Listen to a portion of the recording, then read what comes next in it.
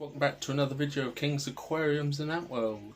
In today's video I'm going to be doing a species care file on the Neon Tetra tank and Betta tank.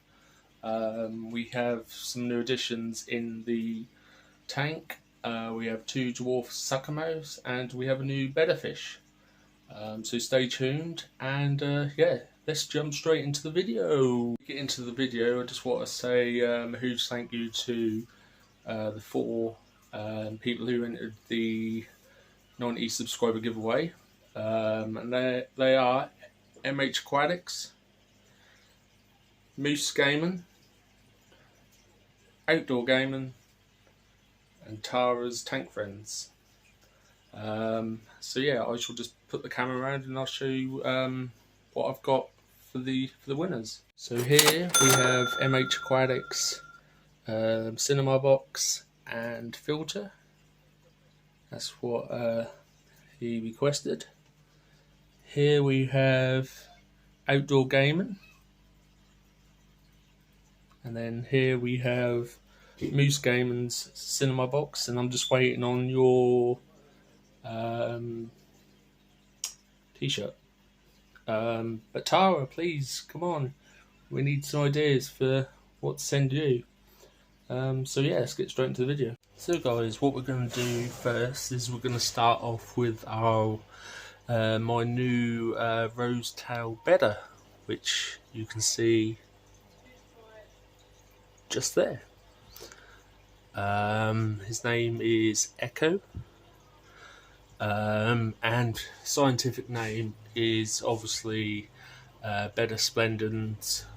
The common name is either Betta or Siamese fighting fish. They originate from the native Mekong basin of Thailand and Cambodia and Vietnam.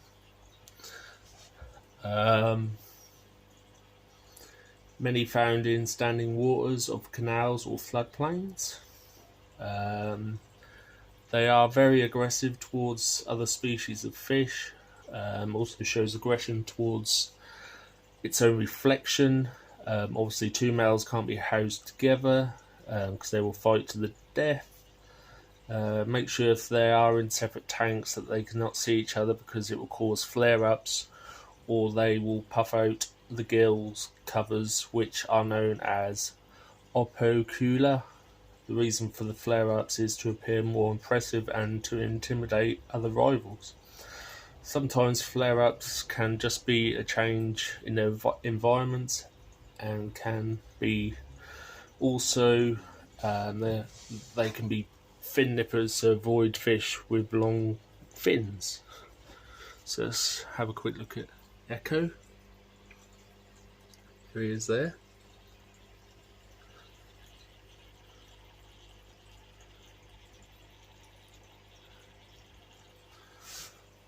So the lifespan for these guys are 3 to 5 years, but known in rare cases 7 to 10 years. Size wise, 6.5 centimeters when fully matured. pH range between 7 and 7.5. Temperature wise, 24 to 28 Celsius, 75 to 82 Fahrenheit. Tank size minimum is 5 gallons, 22 litres. Feeding wise, frozen bloodworm, brine shrimp, pellets, sinking or floating, or mosquito larvae, as they are insectivores. There he is again, going past the camera. Tank setups, basically fine sand and fine gravel. Live hardy plants without any pointed edges, just in case the Betta catches its fins or tail when swimming past. Moss balls are always welcome, as they provide a great place for any Betta to rest on and to have a doze. I will be getting some shortly. I'm just waiting for them to come into the pet shop. Filtration wise, not a powerful filter, i.e. fast flow, otherwise your Betta will be pushed around the tank and may be harmed. Bettas prefer hardly any flow, and you can provide an airstone to create surface agitation, but betters don't mind standing water. So when buying a filter, best check on the flow before you purchase it. As you can see in my tank, there is no airstone, but betters can have an airstone just to create surface agitation, but they do not need oxygen from the airstone, as they have a organ called the labyrinth, which means that they can be in low oxygenated tanks because they go up to the surface to get their air. Tank mates wise, Cooley Catfish, Rasboras, neon Tetras, but sometimes neons can be a bit fin nippy. One in here is very fin nippy, so I do keep an eye on him. Cooley Loaches, cherry shrimp, mano shrimp, female betters only if breeding, and Bristlenose Catfish. As you can see, there's one underneath there. Obviously, to tell the gender, males have much larger fins and more elaborate coloration, and much longer and larger fins. Females, smaller fins, dull coloration, smaller tails. When breeding betters, a male better will build a bubble nest at the surface, then he will attract a female to it. When a pair is formed, they will engage in a mating ritual. When the female begins to lay her eggs, the male will retrieve them and deposit them into the nest. Once the bubble nest is formed, turn off the filter and release the female into the tank, but make sure you keep an eye on the pair, as the male can attack the female. As they are aggressive species, just keep an eye on them. 2 to 3 days to make a bubble nest. How to tell if the female is ready for breeding. Her coloration will darken. She'll have some barring, which are vertical stripes along her midsection. That indicates she's ready for breeding. And her ovipositic will be visible as a speck of white between her ventral fins. What's different between my rosetail betta and my half moon betta is rosetail bettas are similar to half moon bettas in that they both have been bred to exhibit a wide 180 degree spread of the caudal fin. Rosetails, unlike half moons, possess excessive branching of the fins and tail to showcase a feathering appearance. The ultimate goal is to have the fins end tail to resemble rose petals when spread. So yeah, that's the difference between those two. Let me see if I can find him. I don't know where he's gone. There he is. Let's have a quick look again at him.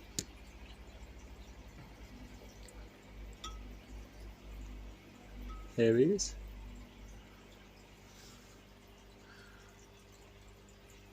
As you can see, he's got some orangey, pinky, reddy colour going into his fins.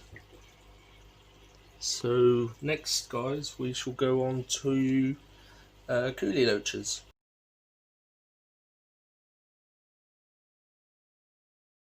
Right, guys, we're now going to talk about the Cooley Loache I have in this tank.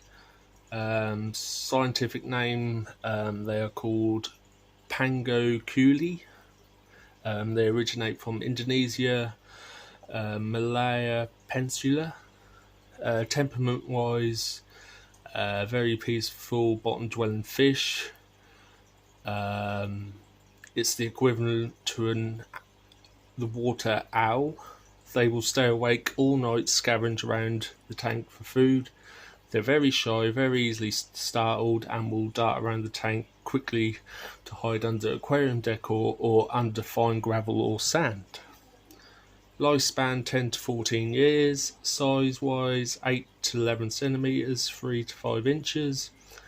pH soft to medium water 6.0 to 7.5. Temperature wise, 24 to 29 degrees, 75 to 85 Fahrenheit. Feeding wise, Zinkton pellets, frozen bloodworms, and live bloodworms. Again, tank setup, soft substrate, i.e. sand or fine gravel. Make sure that the filter intake is covered, as sometimes they like to explore dark places, which includes the filter inlet. So make sure you cover up the filter inlet with some filter sponge. Provide plenty of hideouts, dark caves. They love to hide under driftwood or plant roots, especially Java fern or Nubius, or any aquarium decor. They also like very tight spaces so they can hide and feel safe, which is where mine is now. He's normally down in this area here. Lighting wise, because they're nocturnal, they will not venture out when the light is bright. It makes them struggle to see as they hide most of the time. If you can make your lights mimic the sunrise and sunset, that might encourage them out to forage. Also, adding blue or red night lights into the tank will let you see them when the main tank light is off. Tank mates, as you can see in there, we've got some neon tetras, we've got a bristlenose plec, we've got a betta, we've got some peppered cories, and we've got some suckermouth loaches. Gender wise, males are more linear body, pectoral fins are more noticeably bigger and more paddle shaped. Females are more plumper and smaller. Breeding wise, Cooley Loaches are sexually mature at around 7 centimeters or 12 to 18 months old. In the wild, they spawn communally in shallower waters, but in an aquarium requires plenty of hiding spaces and consistent water quality. When breeding the females will become larger than the males, and also their greenish ovaries can be seen through the skin before spawning. Whilst considering to breed your Cooley Loaches, you would want to condition them over a couple of weeks prior to mating. Feed them frozen bloodworm and at the same time reduce the pH to around 6.5 using pH down medication. Cooley Loaches spawn as pairs, so it's best to get a group of adults and let them pair off and select their breeding partner. However, breeding Cooley Loaches is not easy at all, but when it is, and it is successful, a few hundred eggs are laid across the rest of the floating plants or Java moss. They will appear a greenish colour. The male will begin courtship by mouthing the vents of the female, and the pair will entwine and find an appropriate plant cover in which to spawn. Beware that the adults may eat their eggs if they are threatened. So that is the care guide on the Cooley Loache. You aren't going to see mine because he's always hiding. So next we'll go on to the peppered cories.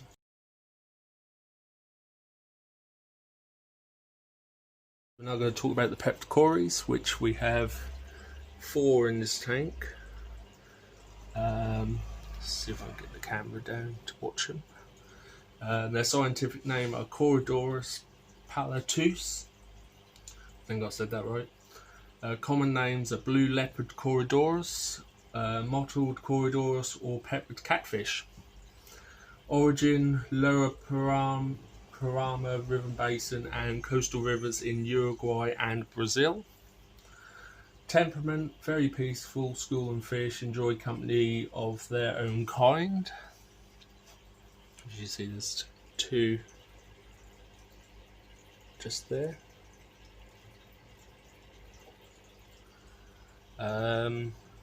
Lifespan on these guys is 7 to 12 years. Size is 2 inches. pH 6.8 to 6.0, temperature 70 degrees 80 Fahrenheit, tank size 20 gallons minimum. The omnivores, a well-balanced diet, sinking catfish pellets, frozen foods and live foods, i.e. frozen bloodworm, brine shrimp and live blackworms. Tank set up 15 to 20 gallons for a school of cories. 3 to 6 cories will be fine. Lots of live plants, plenty of hiding spaces, driftwood, rocks, fine gravel or sand, because they have sensitive barbels. I think that's what they call them. Moderate lighting, water movement slow to medium. Gender wise, females are larger and more plump. Males' pectoral fins can be a bit more pointed. Breeding corridors have a very unique breeding routine, and also they are relatively easy to spawn. The male will initiate courting, which involves chasing the female around the aquarium. The female will swim away and will hide. The male, on the other hand, will search for her until he finds her. The male seems to shiver on the female, sometimes even lies on top of her. When the female is ready to spawn, she turns around to the male and pounds his ventral fin. The male releases his sperm, which the female catches in her mouth. Then the female proceeds to cup her ventral fin and lay a few eggs, 4 at one time. At that time, the female will then clean a spot on the aquarium glass or on an object in the aquarium to lay her eggs on. During the spawning process, she will lay her eggs across the aquarium floor, which will include side of the glass heater or filter. Then she will deposit her eggs close together. The female will then rest for a period of time before resuming. Spawning lasts more than an hour, and a great deal of eggs are laid. It is known for a female to lay between 250 to 400 eggs. The eggs will hatch in 4 to 6 days after spawning. Beware that these will eat their own fry. The fry should be fed protozoan organisms as they grow. Then they will accept frozen food such as baby brine shrimp and bloodworm.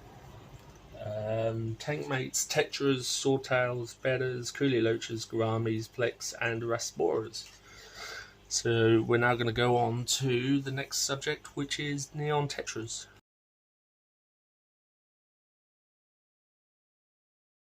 Now I'm going to talk about the neons. And I have 20 neons in this tank. Scientific name is Paracheiriodon inesi. I think that's how you say it. Origin, they are native to black water and clear water streams in the Amazon basin in South America. Temperament-wise, extremely peaceful, but are known to be a bit finicky. Great for most community tanks. Lifespan 5 to 10 years. Size-wise, 3 to 3.5 centimeters. pH-wise is 6.0 to 7.5.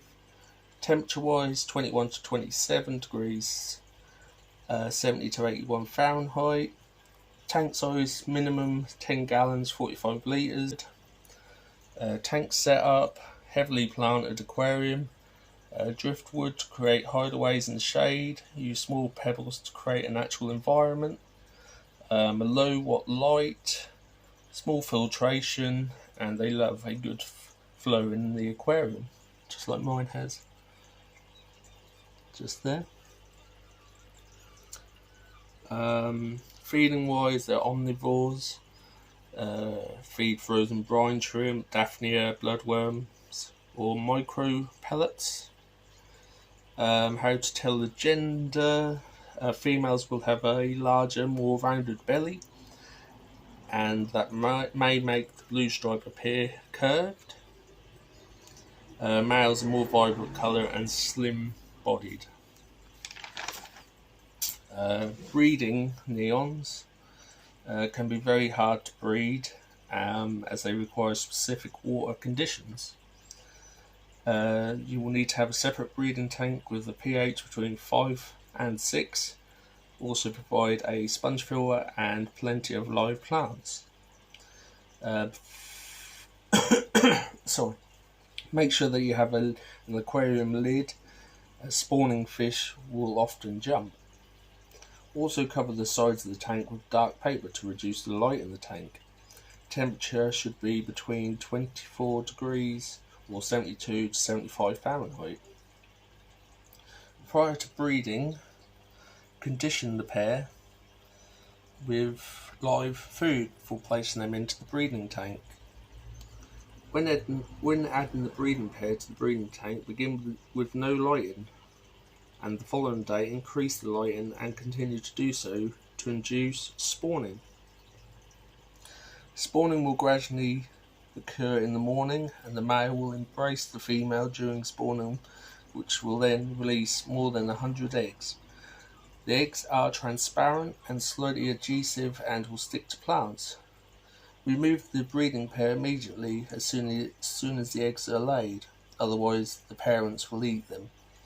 Maintain low lighting, as both the eggs and the fry are very sensitive to light. The eggs will normally hatch approximately 24 hours, producing fry that will feed off their egg sacs for the next couple of days. Hatching rates are not very high, so don't expect too many of the eggs to result in tiny fry. Within 3 to 4 days, the fry will be free swimming and must be fed small foods such as infusoria and egg yolk.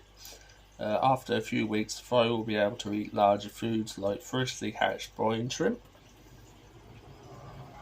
Coloration will happen roughly about 1 month.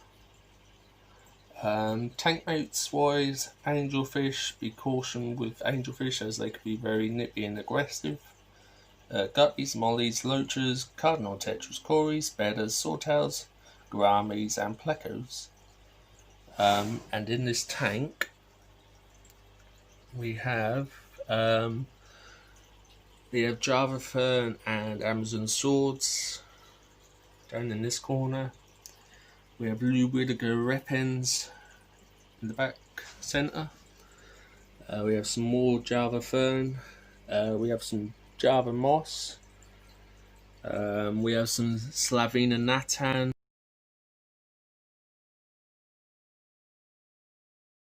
I'm going to talk about the Dwarf Suckermouth, which is on that rock just there. Their scientific name is Octolusus Fintastic, common name Dwarf Suckermouth.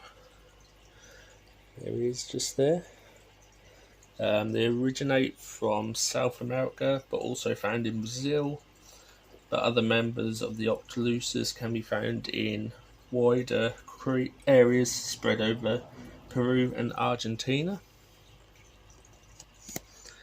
There's one darting around. He's gone over there now. But yeah, as you can see, there's one just there. There is 2 in this tank. Temperament wise, very peaceful, only should be housed with other peaceful species. Lifespan is 3 to 5 years. Size maximum is 2 inches.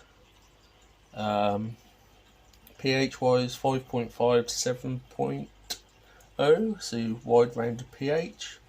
Temperature wise 21 to 26 degrees, 70 to 79 Fahrenheit.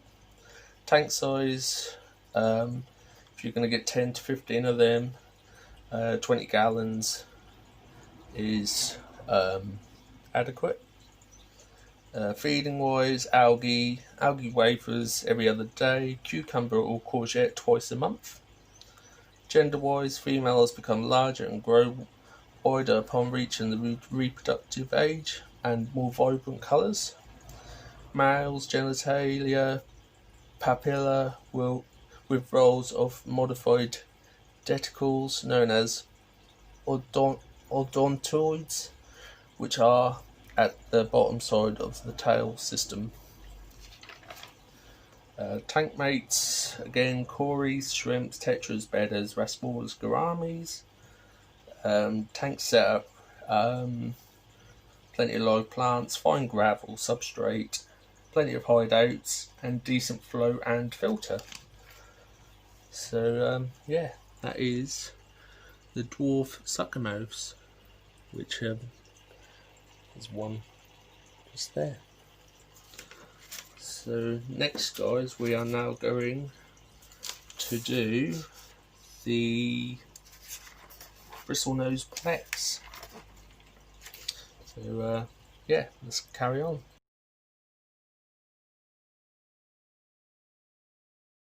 Alright guys, so we're now going to finish up with the Bristlenose Plex.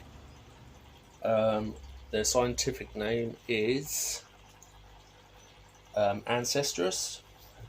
Common names are bushy nose or bristlenose catfish. The origin South America and Panama.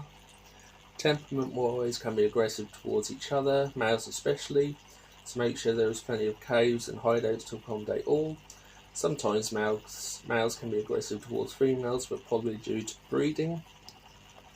Lifespan up to 12 years. Size wise, males can reach up to 15 centimeters, whilst females can get around 12 centimeters. pH wise 6.5 to 7.5. Temperature wise 23 to 27 degrees Celsius, 73 to 80 Fahrenheit. Tank size 20 gallons. Smaller aquariums when babies, but will have to be moved when bigger. Feeding wise, are herbivores. They eat mainly algae wafers every other day. Bloodworm, pellets, and occasional courgette twice a month. Telling them the gender, males are larger and have whiskers and large bristles, and the bristles are on their heads, plus they have spikes on their fins. Females have fleshy tentacles and bristles on their snouts and are a lot smaller than the males. Breeding wise, provide plenty of hiding spaces. Temperature needs to be between 27 and 28 degrees Celsius. Feed them high protein foods. If you notice the male hasn't came out in days, it's because he's looking after the eggs and fry. Also, the male becomes very aggressive towards others who come near the cave, even the female.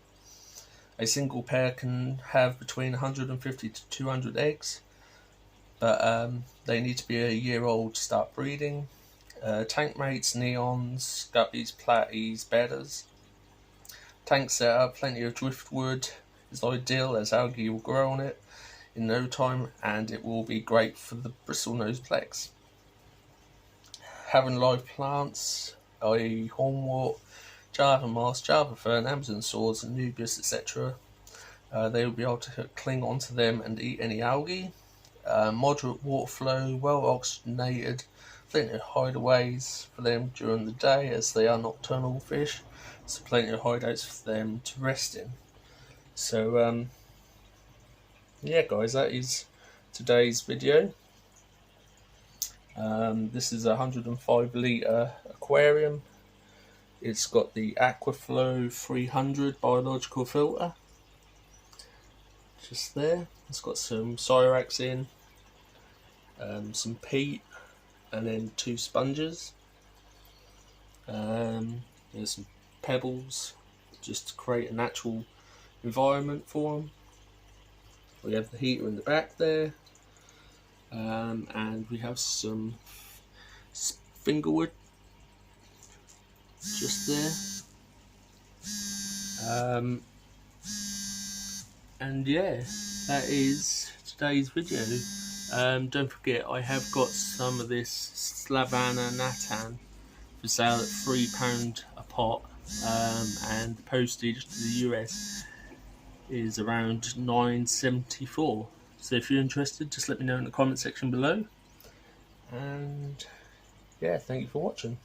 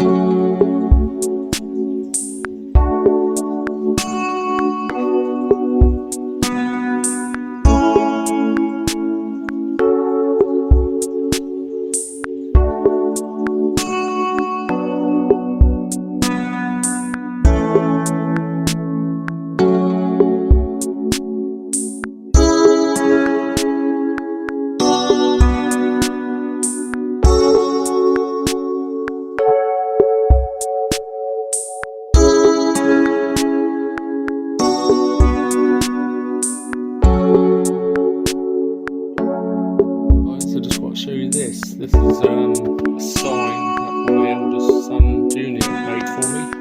Fish room. Yeah, really happy with it. It's made out of, I think they're pipe cleaners, I think. But yeah, guys, it's really impressive for a 2.5-year-old to create something like this. So I just thought I'd share it to you.